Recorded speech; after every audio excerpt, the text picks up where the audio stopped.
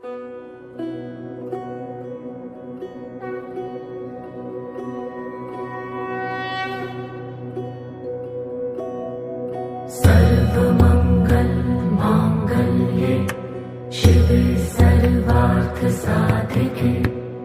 शरण्ये त्र्यम्बके गौरी नारायणी नमोऽस्तुते। या देवी सर्वभूतेषु विष्णुमायेति शक्तिता नमस्तस्यै नमस्तस्यै नमस्तस्यै नमो नमः। या देवी सर्वभूतेषु चेतनेत्यभिधीयते नमस्तस्यै नमस्तस्यै नमस्तस्यै नमो नमः।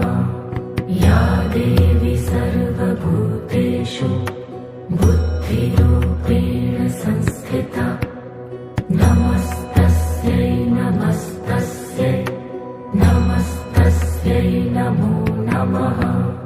या देवी सर्वभूतेषु निद्रारूपेण संस्थिता नमस्तस्यै नमस्तस्यै नमस्तस्यै नमो नमः। या देवी सर्वभूतेषु शुद्धारूपेण संस्थिता नमस्तस्यै नमस्तस्यै नमस्तस्यै नमो नमः। या देवी सर्वभूतेषु छायारूपेण संस्थिता नमस्तस्यै नमस्तस्यै नमस्तस्यै नमो नमः।